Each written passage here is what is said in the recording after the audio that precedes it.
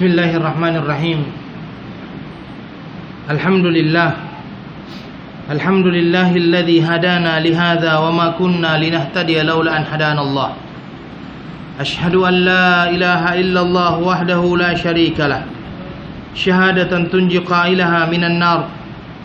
Wa ashhadu anna Muhammadan abduhu wa rasuluh.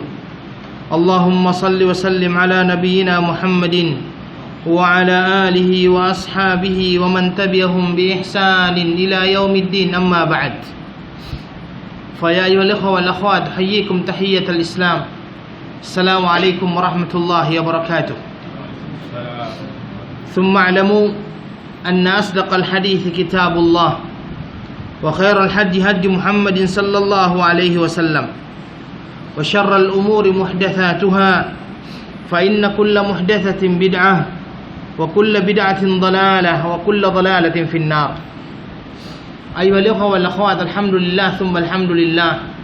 Segala puji bagi Allah Subhanahu wa taala yang telah menjadikan segala apa yang ada di bumi ini untuk kepentingan manusia. Maka mari kita mengingat kembali tujuan penciptaan kita di muka bumi. Wa ma khalaqtul jinna wal insa illa liya'budun. Tidaklah saya menciptakan jin dan manusia, kata Allah, kecuali hanya untuk beribadah kepadaku. Jangan sampai segala apa yang diciptakan oleh Allah Subhanahu wa ta'ala menjadikan kita lengah untuk beribadah kepada Allah Subhanahu wa ta'ala.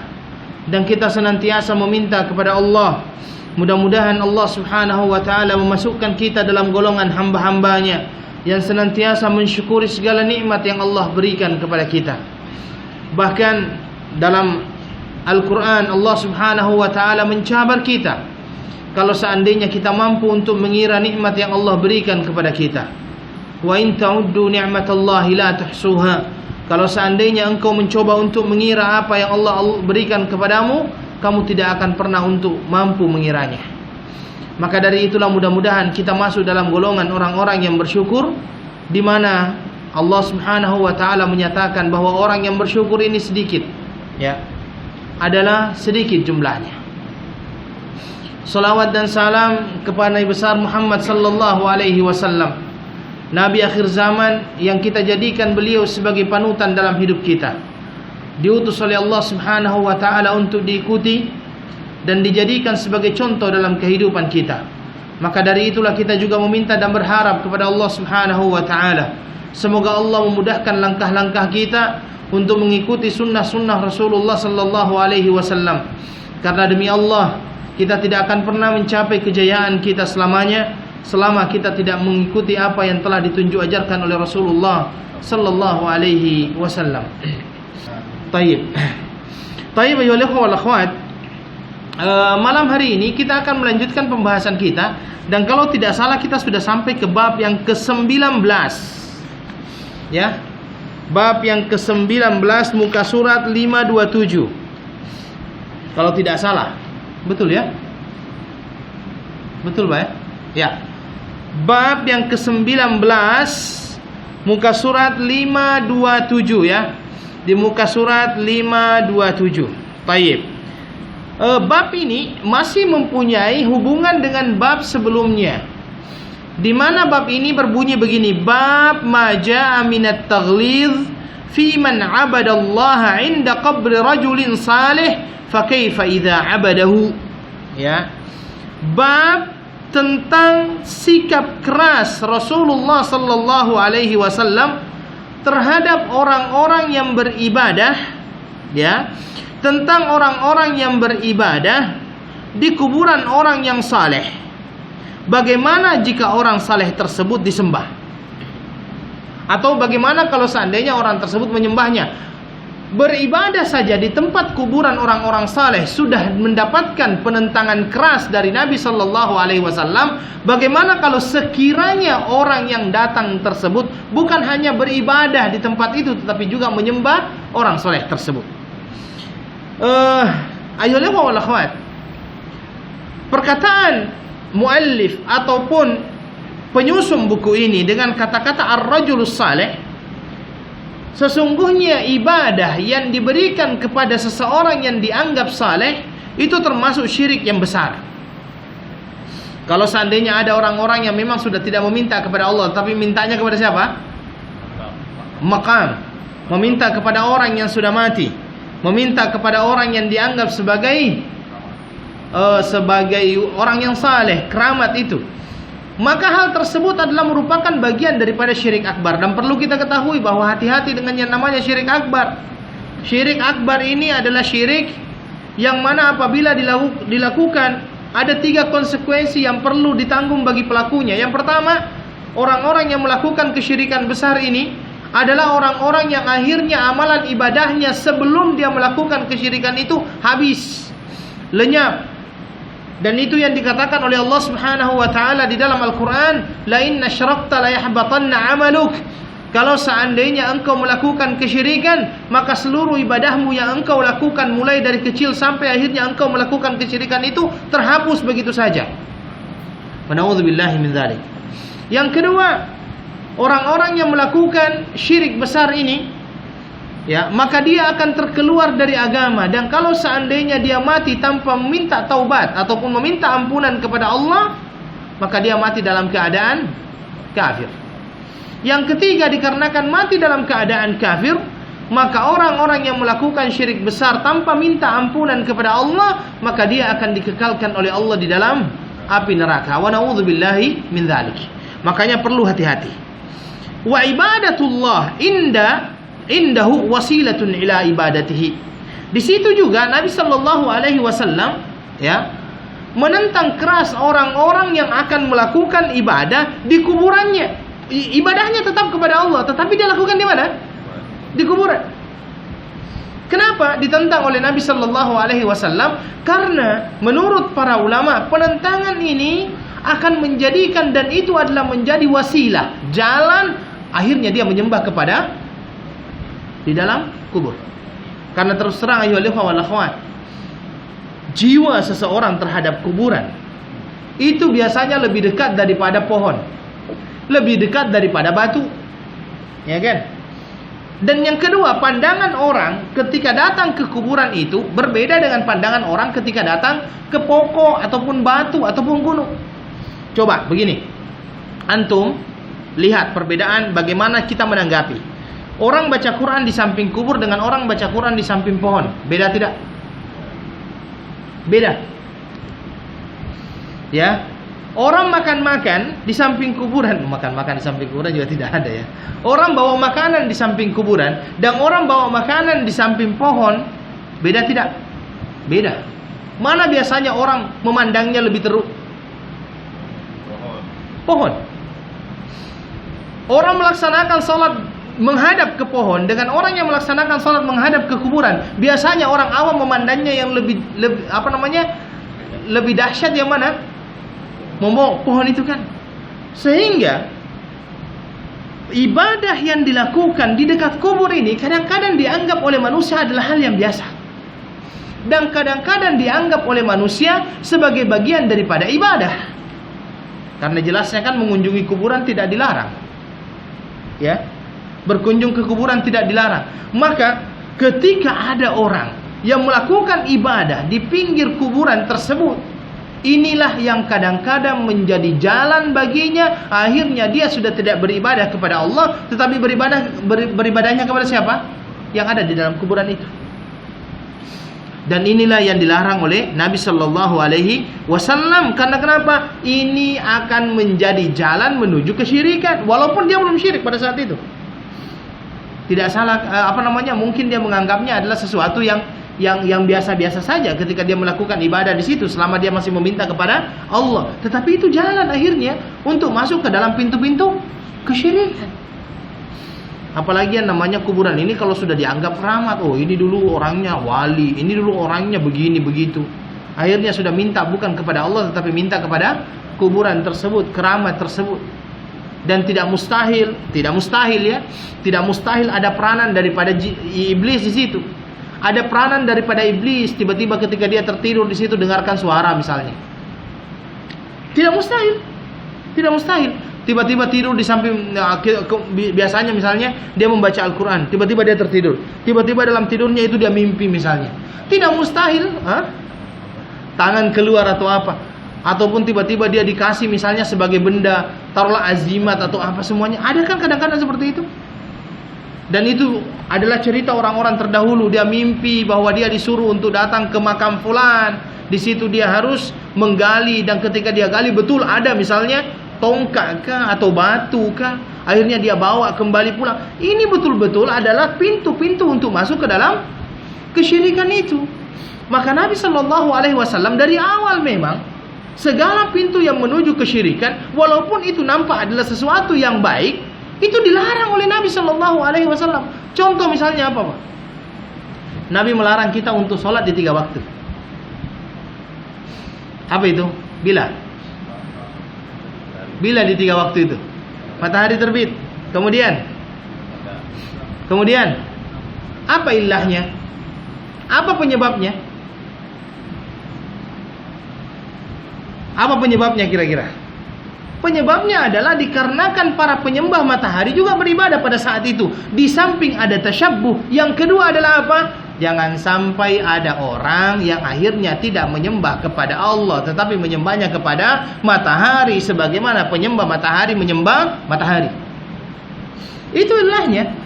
Maka segala macam jalan untuk menuju kesyirikan ini ditutup oleh Rasulullah SAW. Ditutup. Dan mudah-mudahan masih ada ulama-ulama yang memang mempunyai keteguhan iman, mempunyai semangat yang kuat agar menghindarkan umat ini daripada yang namanya kesyirikan. Makanya saya katakan salut kita kepada negara yang bernama Saudi. Ya mohon maaf saya katakan, walaupun orang banyak mengkritik dia, salut kita. Kenapa salut? Kuburan Nabi SAW tidak ada satupun orang yang diizinkan untuk berlebih-lebihan di sana. Coba lihat di Baqi, orang juga dilarang untuk berlebih-lebihan di sana. Dilarang untuk berlebih-lebihan. Maka orang biasanya kan ada yang menjaganya itu. Dan orang akhirnya datang dari pintu babus salam, masuk memberikan salam, sedikit saja berdoa saja menghadap ke kuburan, langsung orang itu mengatakan apa? Bidah gitu kan. Ini adalah bentuk penjagaan. Kita bisa bayangkan kalau seandainya tidak dijaga begitu, kira-kira yang terjadi apa? Yakin dan percaya saja saya, itu akan menjadi tawaf. Seperti yang terjadi di mana? Saya terus terang saya katakan, kami pernah ke Mesir. Kami pernah tinggal 8 bulan di Mesir. Ada sebuah masjid namanya Masjid Hussein di Ataba. Masjid Hussein itu setiap hari Jumat orang-orang tawaf di situ. Orang khutbah, yang lain tawaf. Yang lain tawaf. Itu baru Hussein, cucunya yang dianggap kuburannya di sana, dan saya yakin bukan kuburannya di sana kan, di Mesir. Itu baru Hussein, dan apalagi Nabi SAW. Orang Syiah kalau pergi ke Madinah yang dicari adalah kuburannya Sayyidatuna Fatimah. Pernah saya bertemu dengan orang yang Syiah. Itu yang dicari adalah kuburan daripada Siti Fatimah Az-Zahra, Fatimah Az-Zahra. Begitulah akhirnya, dikarenakan memang hal ini menjadi pintu-pintu untuk masuk ke dalam kesyirikan. Maka itulah dilarang keras oleh Rasulullah SAW. Ayo wal akhwat, kita masuk dulu kepada hadis yang pertama. Wa fis sahihi, ya. Wa fis sahihi. Kalau orang mengatakan fis sahih, maka dia berada di dalam kitab Sahih Al-Bukhari, dan juga berada di dalam kitab Sahih Muslim. Al-Bukhari wa Muslim. Memang ada sahih yang lainnya, tetapi yang diakui oleh ulama bahwasanya ini adalah 2 kitab yang paling benar setelah Al-Quran. Ya, mempunyai tingkatan paling benar setelah Al-Quran, yaitu Sahihul Bukhari dengan Sahih Muslim. Wa fis sahihi, dan kita lihat di bawah itu dalam catatan kaki footnote, dikeluarkan oleh Imam Al-Bukhari dalam Kitabus Shalah, bab hal tumbashu kuburul musyrikin al-jahiliyah, nomor 427. Itu nomor ininya ya, nomor hadisnya. Ya, dan banyak lagi, dan kitab Muslim, Kitabul Masajid Mawadhi'is Shalah bab an-nahy 'anil bina. Ini semuanya adalah di dalam Sahih Bukhari dan di Sahih Muslim. An Aisyah radhiyallahu anha. Aisyah istri Rasulullah sallallahu alaihi wasallam binti Abi Bakar As-Siddiq. Ya, As-Siddiqatu binti Siddiq. Seorang istri Nabi, salah satu orang istri Nabi yang mendapat tazkiyah. Tazkiyah itu semacam apa ya bahasa Melayunya? Tazkiyah bahasa Melayu apa? Rekomendasi atau testimoni langsung dari Allah bahwa orang itu adalah orang yang suci. Dan itu terdapat di dalam Suratul Nur, yaitu Aisyah radhiyallahu anha. Maka inilah saya katakan orang-orang Syiah, orang-orang Syiah ini ketika dia memburuk-burukkan Aisyah radhiyallahu anha ummul mukminin, maka sebenarnya dia sedang menantang Allah Subhanahu wa taala. Dia sedang mencabar Allah Subhanahu wa taala. Bagaimana tidak? Ketika Allah sudah memberikan sebuah testimoni tentang kesucian ibu kita Aisyah radhiyallahu anha, orang-orang Syiah malah menyinjak-injaknya. Orang-orang Syiah malah memaki-makinya. Wa na'udzubillahi min dzalik. Anna Ummu Salamah. Ini juga istri siapa ini? Istri Nabi sallallahu alaihi wasallam. Namanya adalah Hindun binti Abi Umayyah bin al-Mughirah bin Abdullah bin Umar bin Makhzum al-Qurashiyyah al-Makhzumiyah. Itu adalah namanya. Dia dinikahi oleh Nabi sallallahu alaihi wasallam setelah meninggal siapa? Meninggal suaminya. Ya, siapa nama suaminya? Abu Salamah. Nama suaminya adalah Abu Salamah, dan di dalam riwayat dia pernah berhijrah. Ya, dia pernah berhijrah ke mana? Ke Habasyah, Ethiopia. Ya, Ummu Salamah. Dia dinikahi oleh Nabi sallallahu alaihi wasallam pada tahun keempat. Sebagian riwayat mengatakan dia dinikahi oleh Nabi sallallahu alaihi wasallam pada tahun ketiga. Ummu Salamah. Bahwasanya dia pernah pergi ke Ethiopia ataupun Habasyah. Habasyah, Ethiopia pada saat itu dipimpin oleh seorang raja yang bernama Najasyi. Hanya saja di akhir hidupnya Najasyi ini masuk Islam setelah dia berdebat dengan siapa? Ja'far bin Abi Talib. Betul. Dia setelah berdebat dengan Ja'far bin Abi Talib yang datang kepada, yang menjadi utusan Rasulullah sallallahu alaihi wasallam yang menuju ke Habasyah. Ketika dia sampai ke sana, ada sesuatu hal yang dilihat oleh Ummi Salamah. Apa yang dilihat oleh Ummi Salamah? Zakarat li Rasulillah sallallahu alaihi wasallam kanisatan. Ummi Salamah melihat bahwasanya di Habasyah itu banyak gereja-gereja. Ra'atha bi ardil Habasyah, yang dilihat oleh Ummi Salamah di negara Ethiopia. Wa ma fiha minas suwar, dan di dalam gereja tersebut banyak gambar-gambar. Okey. Faqala, maka Nabi sallallahu alaihi wasallam memberikan komentar kepada apa yang dilihat oleh Ummi Salamah. Apa kata Nabi sallallahu alaihi wasallam? Ulaika idza mata fihimur rajul awil abdus saleh. Merekalah apabila ada orang-orang soleh yang meninggal atau hamba yang saleh meninggal. Ini ada dua perkataan, ar-rajul dengan al-abd. Para ulama menjelaskan bahwasanya di sini adalah keraguan perawi, apakah Nabi mengatakan ar-rajulu atau Nabi mengatakan al-abdu. Maka perawi hadis tersebut karena betul-betul hati-hatinya, dua-dua kata-kata tersebut diberikan. Ar-rajulu awil abdus saleh, karena dia ragu-ragu apakah Nabi mengatakan apa? Ar-rajul atau Nabi mengatakan al-abd. Padahal ar-rajulu dengan al-abd sepertinya sama, hanya katanya saja yang berbeda. Begini hati-hatinya para ulama hadis di dalam meriwayatkan hadis, sampai-sampai dia tidak berani untuk merubah sebuah perkataan yang memang beliau dengarkan dari Rasulullah sallallahu alaihi wasallam. Dan kalau seandainya dia ragu-ragu, dua kata tersebut diberikan. Ini sebagai bentuk kehati-hatian. Kalau kita kan masya Allah jalan saja mungkin ya. Ar-rajulu awil abdu salih syakka fihi rawi. Dan di sini akhirnya para ulama menjelaskan bolehnya kita meriwayatkan sesuatu dengan makna tanpa dengan lafaz yang khusus.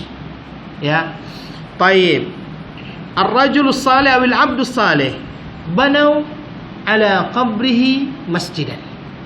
Mereka mendirikan di atas kuburannya masjid.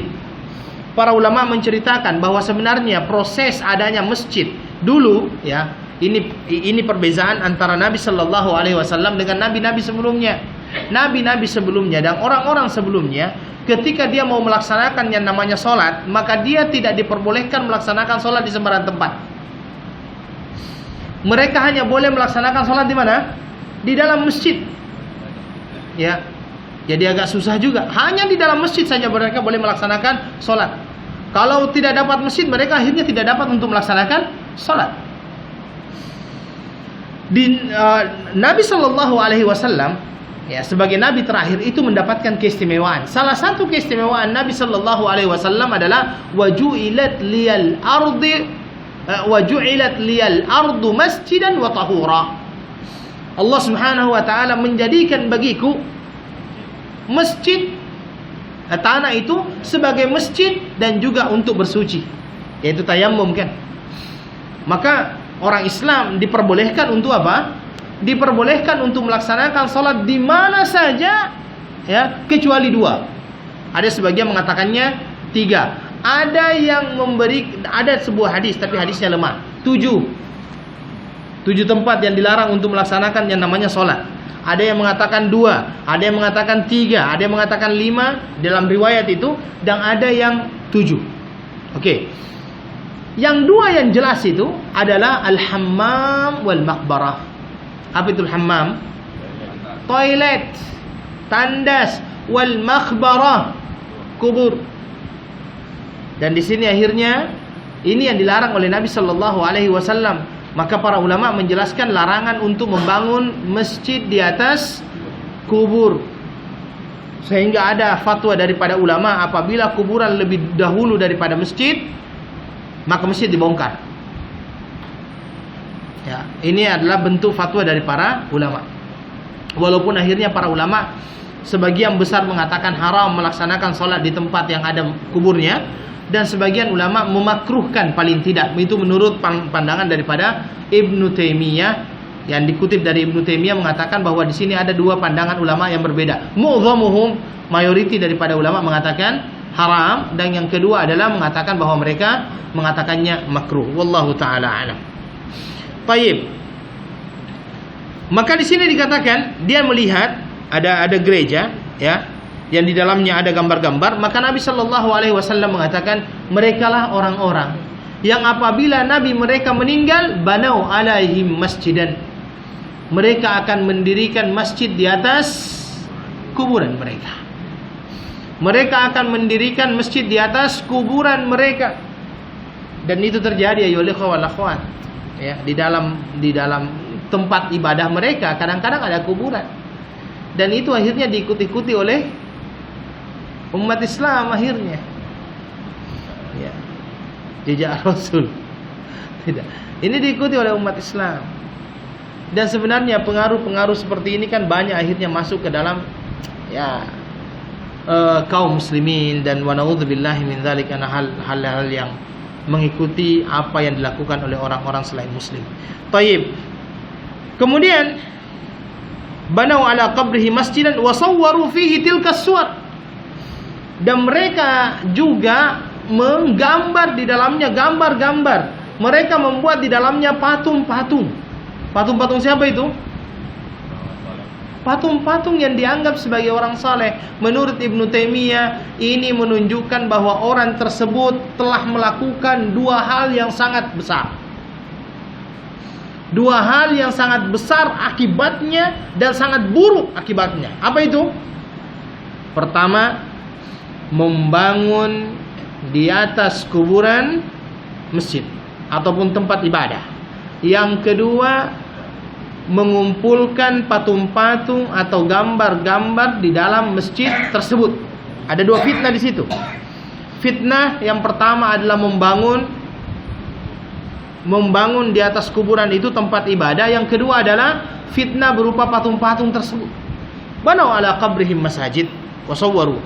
Kemudian Nabi sallallahu alaihi wasallam mengatakan, ulaika syirarul khalqi indallah. Merekalah sejelek-jelek makhluk di sisi Allah.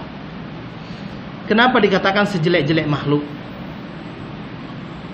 Dikarenakan mereka telah mewariskan sesuatu tradisi yang tidak lazim. Mereka mewariskan sebuah tradisi yang tidak benar dan tidak baik. Apa itu? Membangun di atas kuburan tempat ibadah sekaligus membuat patung-patung yang mungkin awalnya mereka buat itu sebagai bentuk penghormatan. Orang-orang mungkin ketika membuat yang namanya patung-patung tersebut hanya sebagai bentuk pengagungan terhadap patung itu. Ketika dia buat patung tersebut mungkin hanya sebagai bentuk pengagungan terhadap patung tersebut. Akan tetapi kan orang-orang seperti itu yang mempunyai pemahaman seperti itu tidak semuanya akan hidup lama. Pasti akan menuju kepada satu titik yang bernama kematian.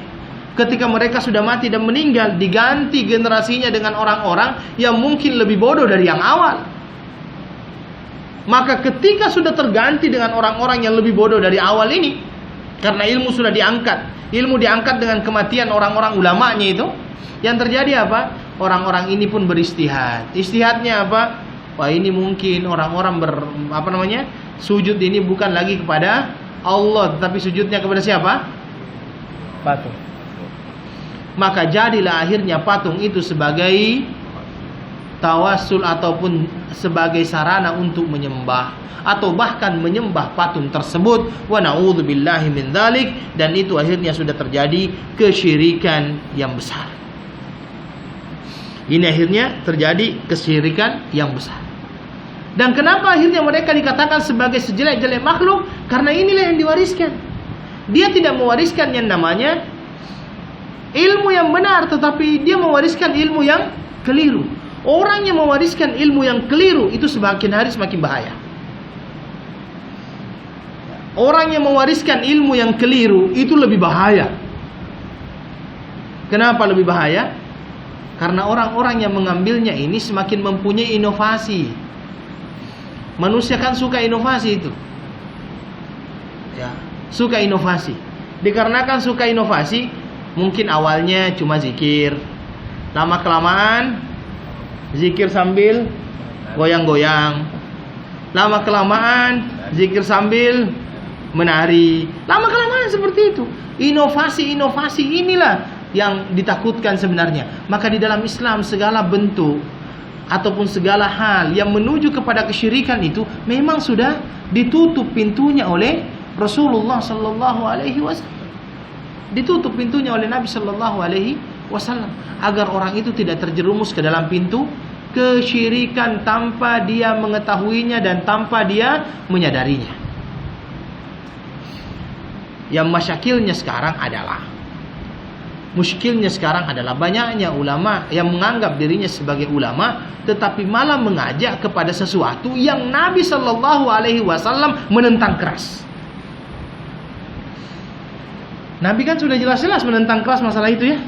Tetapi banyak orang-orang yang mengaku dirinya sebagai ulama malah mengajak kepada hal-hal yang ditentang oleh Rasulullah sallallahu alaihi wasallam. Dan biasanya pengikutnya orang seperti ini lebih banyak daripada orang yang tidak. Sehingga orang awam itu biasanya bingung. Karena ketika kita misalnya larang, dia akan berkata begini, tapi ustadz ini begini, tapi ustadz itu begitu. Kembali kita tegaskan, ukuran kebenaran bukan perkataan ustadz. Ukuran perkataan bukan perkataan kiai. Ukuran kebenaran itu adalah Al-Quran dan Sunnah Rasulullah sallallahu alaihi wasallam. Itu ukuran kebenaran. Itu adalah ukuran kebenaran. Dan mungkin juga ada orang yang mengatakan kami kan tidak menyembah kuburan itu, kami tetap menyembah kepada Allah Subhanahu wa taala. Betul. Apa yang disampaikan itu benar. Tetapi apakah kita bisa menjamin anak cucu kita selanjutnya tidak menjadikan kuburan itu sebagai sesembahan? Apakah kita bisa menjamin? Tidak ada yang bisa menjamin. Bahkan mungkin generasi-generasi yang datang setelahnya itu jauh lebih teruk daripada generasi yang ada sekarang ini dalam masalah kesyirikan. Tidak ada yang bisa menjamin. Ya. Maka dari itulah segala pintunya itu ditutup oleh Islam. Segala pintunya ditutup oleh Islam. Makanya kita lihat berkenaan dengan masalah kuburan, apa saja yang dilarang oleh Nabi. Dilarang bangun bangunan kan. Bahkan menembok sedikit pun dilarang oleh Nabi Sallallahu Alaihi Wasallam. Dia biasanya hanya pakai apa? Batu saja. Batu saja. Karena sedikit saja dibuka pintunya. Coba lihat. Kuburan-kuburan yang dianggap sebagai kuburan para nabi di Jazirah Arabia, baik itu di Syam, di Yordan. Coba lihat. Apakah ada yang hanya sekedar tanah? Semuanya sudah jadi bangunan, bahkan ada bahkan ulama yang dianggap ulama dan dianggap wali pun seperti masjid. Bahkan kadang-kadang lebih banyak orang di kuburan daripada di masjid. Ini realita. Ini adalah sebuah kenyataan yang tidak bisa dipungkiri. Kita akan lihat banyaknya orang yang di kuburan dibandingkan yang di masjid. Ini adalah sebuah realita yang tidak bisa dipungkiri. Ya.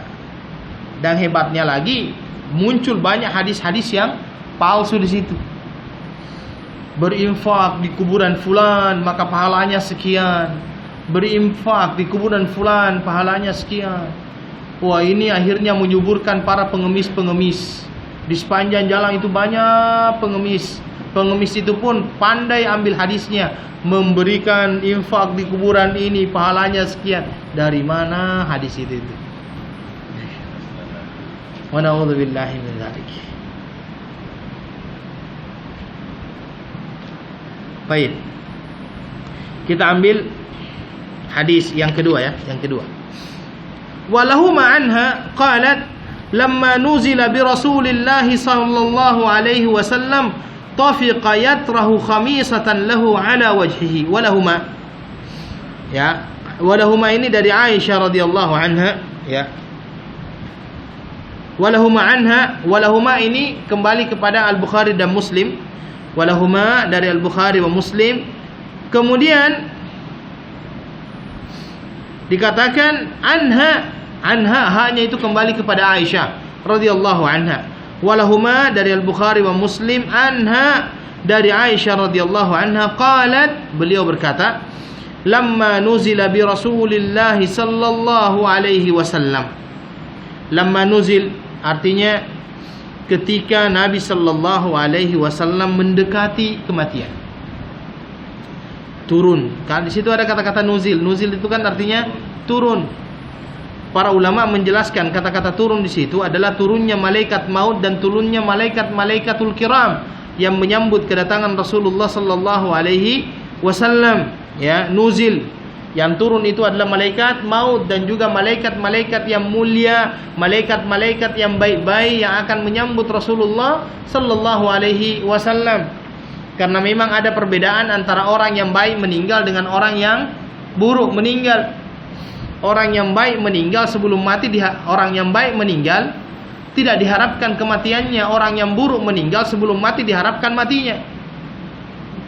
Kan itu kalau orang buruk mau meninggal itu sebelum meninggal sudah diharapkan kematiannya.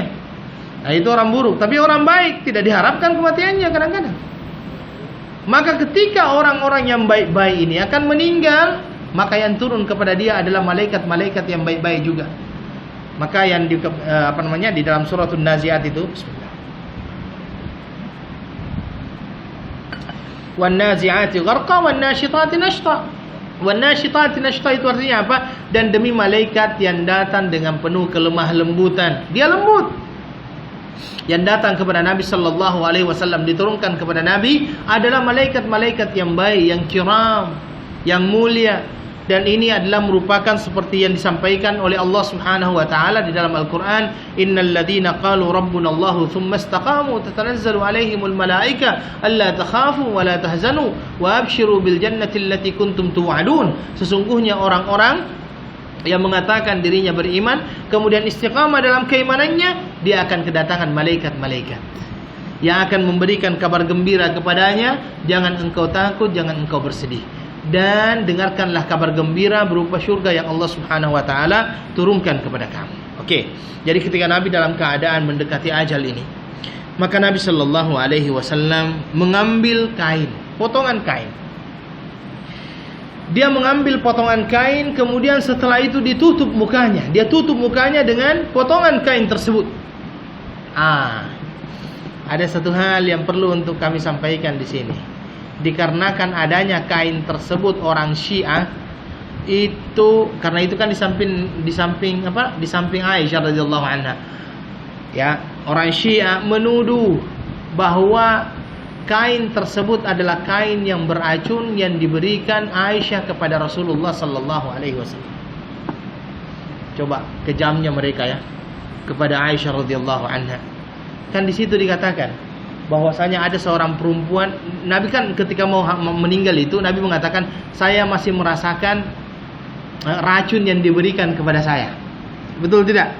Di dalam riwayatnya itu Nabi di akhir hayatnya Nabi mengatakan, saya masih merasakan racun. Racun itu yang dimaksud oleh Nabi, racunnya mana? Racun wanita Yahudi. Tetapi itu dikait-kaitkan oleh orang Syiah. Ini menunjukkan menurut mereka bahwasanya Nabi meninggal dalam keadaan diracun. Jauh sekali ya.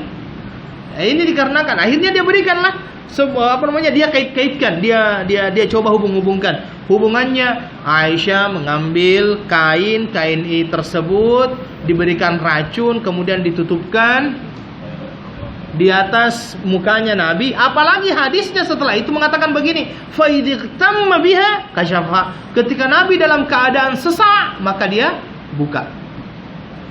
Tambah lagi itu. Ya, jadi memang seolah-olah ada pembenaran di situ. Oh iya, dia berikan yang namanya kain tersebut, Nabi dalam keadaan sesak, dibuka. Kan di situ hadisnya begitu. Fa idza tamma biha kasyafa. Ya. Ketika dia merasa agak sesak, maka Nabi sallallahu alaihi wasallam buka kain itu. Ya, dia buka kain tersebut. Kemudian, ya, faqala wa huwa kadzalik. Dan kemudian dia berkata dalam keadaan seperti itu. Apa kata Nabi sallallahu alaihi wasallam? La'natullahi 'alal yahud wan nasara. Allah melaknat orang-orang Yahudi dan Nasrani. Kenapa mereka dilaknat? Pertanyaannya kan muncul begitu itu. Kenapa mereka dilaknat? Sebelumnya kita mau memberikan dulu arti daripada laknat. Laknat itu adalah apa? Al-bu'du an rahmatillah. Jauh daripada rahmat Allah. Allah jauhkan dari rahmat Allah. Dia dilaknat, dijauhkan dari rahmat Allah. Siapa mereka? Yahudi dan Nasrani. Kenapa? Ini penyebabnya. Penyebabnya adalah ittakhadhu qubur anbiyaihim masajida. Mereka menjadikan kuburan-kuburan nabi mereka sebagai tempat ibadah. Allah melaknat mereka. Sama dengan yang kita katakan di awal kan, bahwasanya mereka dilaknat dikarenakan mereka membuat tempat ibadah di atas kuburan-kuburan nabi-nabi mereka. Yuhadziru ma sana'u. Yuhadziru ma sana'u. Ini perkataan Aisyah. Yuhadzir ma sana'u. Ini perkataan siapa? Aisyah radhiyallahu anha. Ini yang dikatakan oleh perawi bahwasanya ini besar kemungkinan adalah perkataan daripada Aisyah, karena Aisyah sudah paham apa yang dimaksud oleh Nabi sallallahu alaihi wasallam. Ketika Aisyah sudah paham, maka Aisyah menambahkan kata-kata yuhadziru ma sanau, artinya Nabi memberikan peringatan terhadap apa yang telah dilakukan oleh orang Yahudi dan Nasrani. Memperingatkan kaum muslimin, memperingatkan kita semuanya agar kita tidak mengikuti apa yang dilakukan oleh orang Yahudi dan Nasrani. Yuhadziru ma sanau. Ya. Kemudian akhirnya Aisyah radhiyallahu anha melanjutkan. Yuhadziru ma sanau. Walaula dzalik abraza kubrahu. Ya. Kalau bukan karena itu, niscaya kubur beliau ditampakkan. Maksudnya apa? Kalau bukan karena adanya peringatan yang diberikan oleh Nabi sallallahu alaihi wasallam kepada umat ini, maka kuburan Nabi itu akan ditampakkan. Nabi kan setelah akhirnya dikuburkan di mana? di kamarnya Aisyah radhiyallahu anha.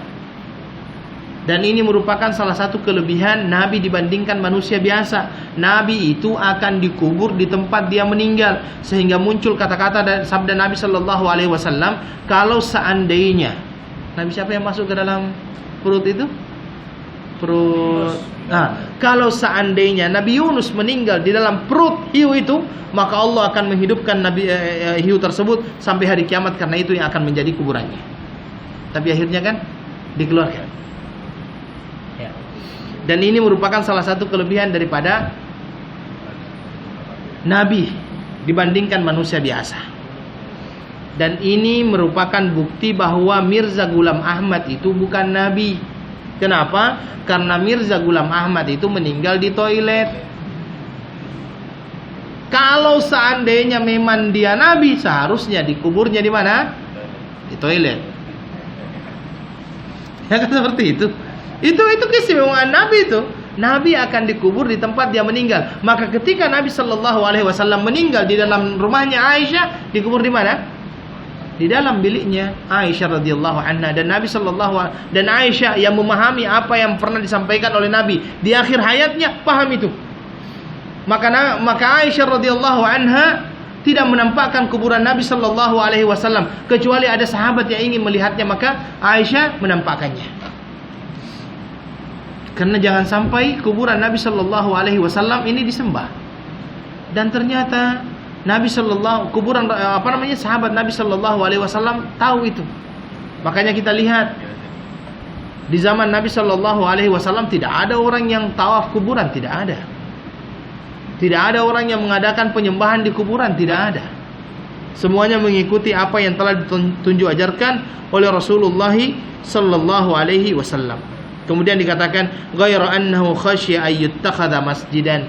Nabi itu takut kalau seandainya kuburnya itu dijadikan sebagai masjid. Ya. Dan di sini saya katakan juga ini termasuk keanehan, ya, keanehan seperti yang saya sampaikan tadi. Keanehan di mana Nabi sudah mengatakan laknat. Akan tetapi banyak juga orang-orang yang melakukan itu. Dan yang paling sering dijadikan sebagai alasan adalah apa? Kuburannya Rasulullah sallallahu alaihi wasallam yang berada di mana? Di Masjidin Nabawi. Ayyuhal ikhwah wal akhwat, kuburan Nabi sebenarnya tidak berada di dalam Masjidin Nabawi awalnya. Dia berada di luar Masjidin Nabawi, tapi dikarenakan perluasan, akhirnya dia termasuk di dalam perluasan tersebut. Walaupun khalifah pada saat itu juga tidak suka sebenarnya kuburan Nabi sallallahu alaihi wasallam masuk di dalam perluasan. Makanya kuburan Nabi sallallahu alaihi wasallam itu tidak langsung hanya satu bangunan di situ, di dalamnya lagi ada bangunan lagi sepertiga. Sehingga memang seolah-olah memang tidak berada di dalam masjid. Tidak berada di dalam masjid. Dan Nabi sallallahu alaihi wasallam takut sekali kalau seandainya itu dijadikan oleh masjid oleh umatnya, dijadikan masjid oleh umatnya. Maka dari sinilah akhirnya kita paham bahwa segala macam pintu masuk kepada kesyirikan sudah ditutup rapi oleh Rasulullah sallallahu alaihi wasallam. Ketika Nabi sudah membukanya, menutupnya, maka mari kita sebagai umat Islam penerus apa yang telah disampaikan oleh Rasulullah, jangan sampai kita membukanya. Jangan sampai kita membukanya. Wallahu taala a'lam. Di sini dari dua saja hadis ini kita bisa mengambil kesimpulan, ya. Kesimpulan yang pertama, ya. Larangan Nabi sallallahu alaihi wasallam untuk membangun tempat ibadah di atas kuburan yang saleh, walaupun mungkin pelakunya mempunyai niat yang baik. Mungkin pelakunya sudahlah kita bangun saja, tetapi bukan berarti kita akan menyembah. Kita bangun saja. Iya, niatnya awalnya bagus. Tetapi bagaimana yang akan terjadi setelah itu? Yang kedua adalah larangan Nabi sallallahu alaihi wasallam berkenaan dengan masalah patung-patung. Kita sampaikan tadi juga kan. Nabi sallallahu alaihi wasallam melarang yang namanya patung-patung, karena patung-patung itu juga adalah menjadi wasilah untuk penyembahan. Dan saya katakan bukan hanya patung, gambar saja itu sudah bisa menjadi wasilah untuk menyekutukan Allah Subhanahu wa taala. Sebagai contoh, di rumah-rumah kaum muslimin sekarang masih banyak orang yang menggantung foto-foto yang dianggap sebagai foto Syekh Abdul Qadir Al-Jailani. Syekh Abdul Qadir Jailani itu adalah orang yang baik. Syekh Abdul Qadir Jailani itu adalah seorang yang alim. Tetapi menggantung fotonya dan menganggapnya sebagai bagian yang tidak terpisahkan dari dari ibadah, maka itu adalah hal yang tidak diperbolehkan, bahkan bisa menuju kepada kesyirikan. Dan disitulah akhirnya pengkultusan terhadap seseorang itu yang dilarang sebenarnya. Pengkultusan terhadap seseorang. Dan kadang-kadang itu akhirnya menjadi azimat. Pernah terjadi di sebuah tempat, ada seseorang yang memang dikultuskan dan dia termasuk orang-orang yang saleh. Pernah satu hari terbakar rumahnya, terbakar ruangannya, tetapi fotonya tidak terbakar, yang lainnya terbakar. Fotonya itu jadi rebutan orang akhirnya. Foto jadi rebutan, hanya dikarenakan tidak terbakar. Dianggapnya tahan api. Makanya wasilah-wasilah seperti itu seharusnya sudah ditutup. Karena akan mengalihkan perhatian seseorang daripada menyembah kepada Allah Subhanahu wa taala. Kemudian selanjutnya yang dilarang oleh Nabi sallallahu alaihi wasallam dari dua hadis tersebut di atas adalah apa? Melarang untuk melakukan ibadah di samping kuburan walaupun tidak menyembah kubur. Larangan untuk beribadah di samping kuburan walaupun di situ tidak ada kubur. Ya, karena jangan sampai awalnya memang beribadah bukan kepada ahli kubur, tapi lama kelamaan akhirnya berubah menjadi ibadah kepada kubur. Ya. Dan di sini akhirnya perlu untuk kita sampaikan juga bahwa dari dua hadis yang kita baca tadi di atas juga, ini konklusinya adalah bahwa termasuk dari adat orang Yahudi dan Nasrani adalah mendirikan tempat ibadah di atas kuburan nabi-nabi mereka. Kalau itu memang adalah bagian daripada adat istiadat orang-orang Yahudi dan Nasrani, kita sebagai orang Muslim harus mempunyai perbedaan. Jangan sampai kita ikut-ikutan. Dan dikarenakan itu Allah Subhanahu wa Nabi sallallahu alaihi wasallam melaknat mereka, ya, melaknat mereka. Dan ini semuanya bertujuan agar menjauhkan kita daripada yang namanya kesyirikan. Wallahu taala alam. Hadis selanjutnya adalah apa? Wali Muslimin an Jundub bin Abdullah. Dari Jundub bin Abdullah, ya, bin Abdullah, Jundub bin Abdillahi ibnu Sufyan al-Bajali. Orang ini sebenarnya bapaknya bukan namanya Abdullah. Ini nama kakeknya, ya. Nama bapaknya itu adalah Sufyan al-Bajali. Sebenarnya namanya begini, Jundub bin Sufyan al-Bajali bin Abdullah. Tetapi dia lebih dikenal, dinisbahkan kepada kakeknya daripada kepada ayahnya. Kakek itu datuknya. Dan kadang-kadang kan memang ada orang yang seperti itu. Dia nisbahkan dirinya kepada datuknya. Mungkin datuknya lebih terkenal daripada ayahnya. Ya, ada orang yang lebih menisbahkan kepada kakeknya dibandingkan kepada ayahnya. Mungkin dikarenakan kakeknya lebih terkenal daripada ayahnya, sehingga dia sengaja, ya. Wa yunsabu ila jaddihi. Dia termasuk sahabiyun masyhur, seorang sahabat yang sangat terkenal. Dia mengatakan, sami'tu an-nabiy sallallahu alaihi wasallam qabla ay yamut bi khamsin wa huwa yaqul, ya, saya mendengarkan Nabi sallallahu alaihi wasallam bersabda sebelum beliau meninggal 5 hari atau 5 malam sebelum beliau meninggal atau wafat. Beliau berkata, sesungguhnya inni abra'u ilallahi ayyakuna li minkum khalil. Inni abra'u ilallahi ayyakuna li minkum khalil. Atau sesungguhnya aku berlepas diri kepada Allah dijadikannya bagiku seorang kekasih dari kalian. amtani'u amma la yajuzu li an af'alahu. Saya, artinya itu saya akan menahan diri saya untuk tidak melakukan apa yang dilarangkan kepada saya.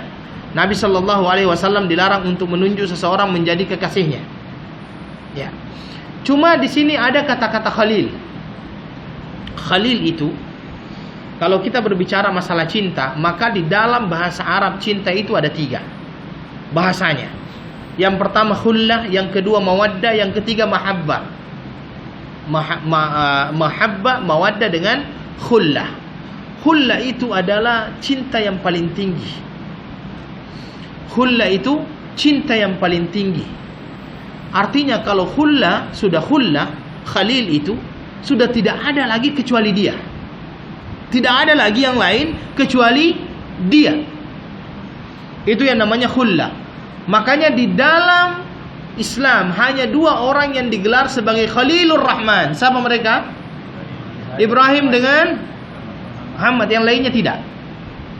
Hanya Ibrahim dengan Muhammad sallallahu alaihi wasallam. Dan Nabi sallallahu alaihi wasallam mengatakan, saya tidak akan pernah menjadikan seseorang sebagai khalil di sini.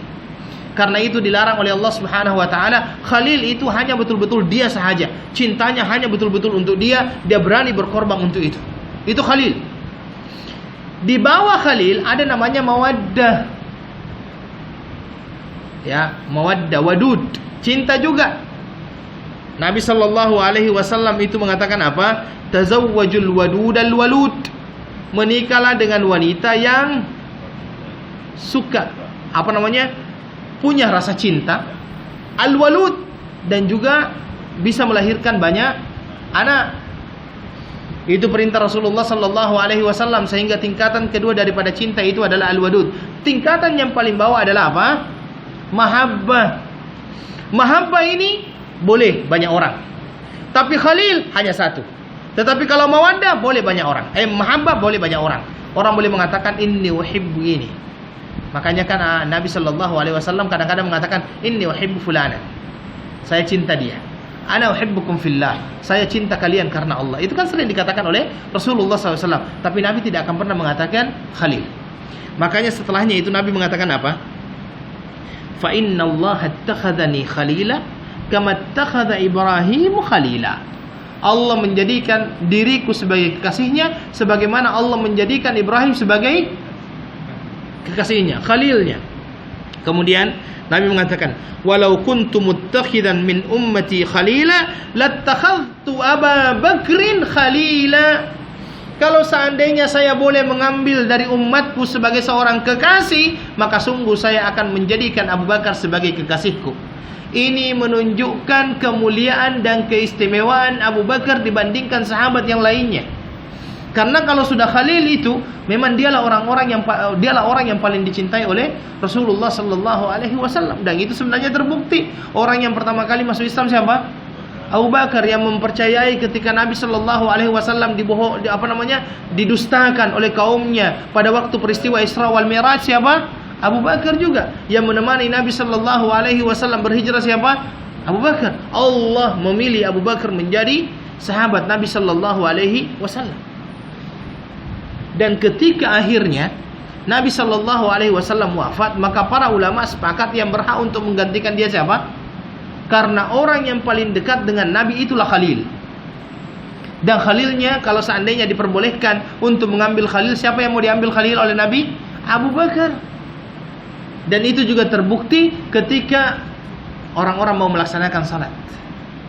Kemudian tiba-tiba ada orang yang berpendapat, biarkanlah Umar yang menjadi imam. Nabi sallallahu alaihi wasallam marah dan akhirnya tetap menginginkan Abu Bakar yang menjadi imam, dan ini merupakan isyarat-isyarat bahwa mereka akan mendapatkan bahwa beliau akan menjadi pengganti Rasulullah sallallahu alaihi wasallam.